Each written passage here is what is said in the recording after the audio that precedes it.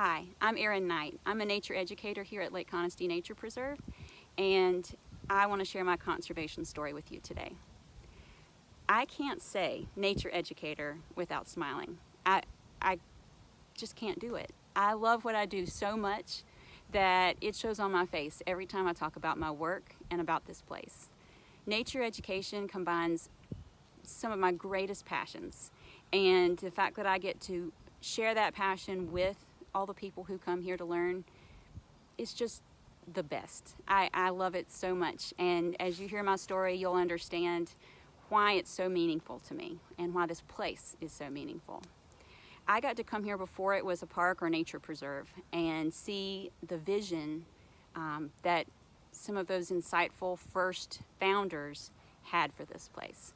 I only played a small role myself. I was working in land conservation at the time and got to come do some of the first site visits to put a conservation easement in place here. But I saw that vision myself. And more than that, as I came out over the years to help protect this place with the conservation easement, I saw myself here one day.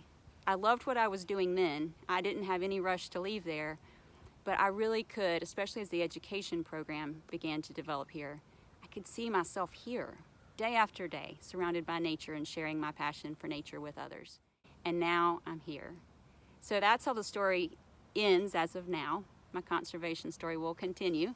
But let me tell you how I first fell in love with nature.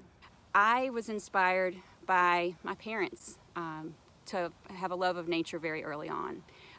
Both of my parents took me on trips to Smoky Mountains and other places outdoors on a regular basis, and that was absolutely formative for me. I used to imagine that I belonged in those places, that I came from them, that they were a part of who I was, because that's how they felt to me. I don't know if that sounds crazy, but that is certainly how it felt when I would go to Cades Cove or any mountain place. When I put my feet in a mountain stream, it felt like home. And that's just how I've always felt about being outside.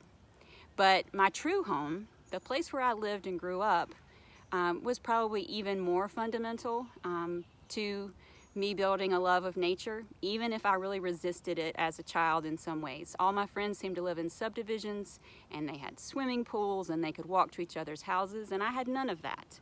But I had a waterfall off of my driveway. I had acres and acres of forest to explore, and I could do that completely on my own, with no one else. I now look back and realize that I had something that very few children have, today especially, but at any time. I had something really beautiful and special that I thank my parents for.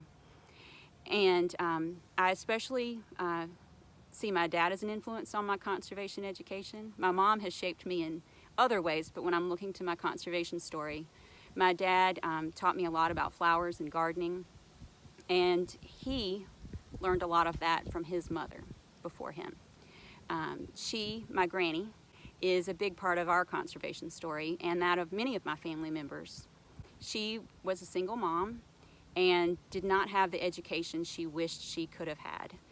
But she made the best of it, raising her children and getting by as best she could, but at the same time educating herself, becoming an artist that was self-educated and self-trained and quite gifted, and also a gardener of great renown. She didn't go to a garden supply store or a nursery and buy plants. She would go out in the woods and dig up beautiful plants and transplant them into her yard. And it was absolutely beautiful. And she would share those plants with people like me who would come to visit her. And I didn't always appreciate it. There'd be, an empty bucket that she had filled with soil and put some things in for me to take home. Things I couldn't even recognize at the time. Things I certainly didn't appreciate at the time. But as I got older, I'm glad to say I did start to appreciate and recognize what that gift was and the value of it. And I still have plants that she's given me in my yard today. Things I've dug up from one house and brought to another so I could carry her legacy with me in that plant. So my dad was a vocational counselor at the time I was looking to see what I wanted to do with my life and what I wanted to study in college. He later went on to study plant and environmental science and touch on more of that nature aspect of his personality. But at that time, he was able to give me this vocational quiz to see what I might want to be. And it said I should do something creative in the outdoors, which sounded perfect for me if I just added with children to the end of that statement, because I loved working with children. So I studied landscape architecture, but I did it with a focus in children's gardens as I got later in my studies and was able to do an honors thesis. And I was able to write a book that was published by Clemson University as that thesis, and later some of my professors partnered with me and we were able to publish it with McGraw-Hill, and it's now a textbook that many people can use. But I also got to design some children's gardens after graduation, including one at the Children's Garden at Linky Stone Park, and one at my children's school, Summit Drive Elementary. So I did get to combine my actual degree and my love of children and nature to give children, hopefully, what I had growing up, in a sense, a place where they could go and be immersed in nature on a daily basis, even if they were in an urban environment. But I also found that I needed to change my career path a bit to meet all of my goals in life. I heard Brad White speak when I was a college student, at a time when I was trying to figure out what I wanted to do with the rest of my life. It was time to get a job soon, time to really apply all the things I'd learned and worked for. And Brad had just founded an organization called Upstate Forever.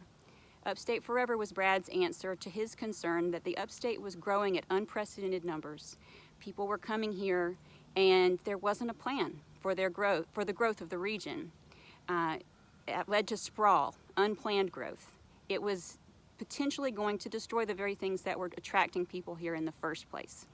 So, Upstate Forever was protecting special places and promoting sensible growth. And Brad had such passion for this, passion I immediately shared, that I wanted to work with him and do that instead of designing gardens and parks. All that work I had just put into learning design felt important, but not as critical and pressing and timely as what Brad was doing. I wrote him, and my young idealist heart must have conveyed something to him, because I told him all this. I told him how much I wanted to be with him on this mission, and not long after, I was. I got to work at Upstate Forever for the following 13 years, and got to achieve many things with that organization. I got to learn from the greatest people I could, and in that time, the organization protected 20,000 acres in the region. So that was phenomenal and a great experience.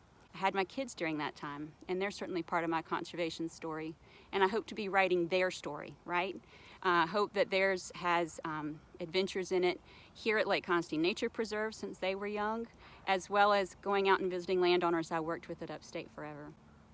But here I am now, and I've had the most amazing experience. Nothing's better than learning from those around you and learning from nature and sharing your love and passion with everyone who's willing to listen, everyone who wants to learn. And that's what I've done here.